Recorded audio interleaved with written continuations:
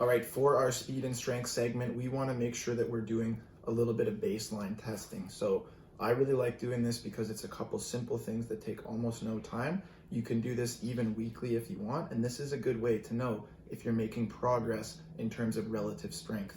So we're just going to do two basic tests: vertical jump, and then we're going to work on our ankle mobility. Vertical jump is really good because it is a very accurate measure of relative strength. How strong are your legs compared to how much do you weigh?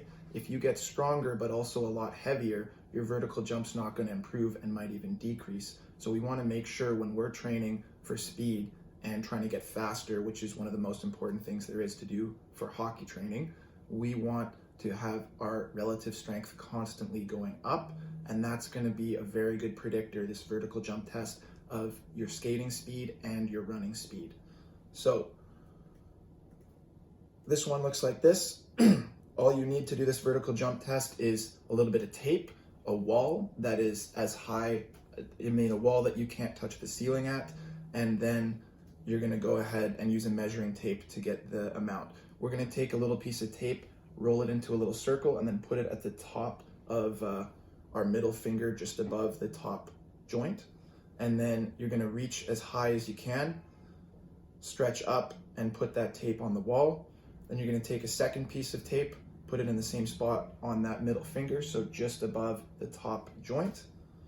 And then we want to jump and touch that wall as high as you can. The tape is going to go off on the wall, and then that's going to be your vertical jump height. So we can just take our measuring tape then and measure the distance. We want to make sure that we measure from the top of one to the top of the other to get an accurate reading. It's not just the distance in between.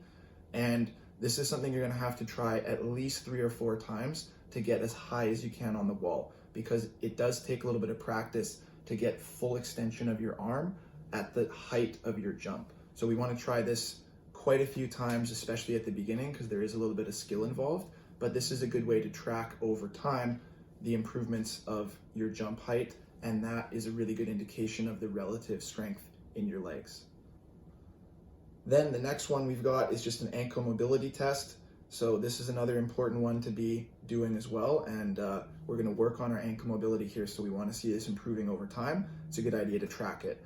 All we're doing here is trying to find how far we can put our foot away from the wall while being able to bend forward and touch our knee to that wall with our heel still on the ground.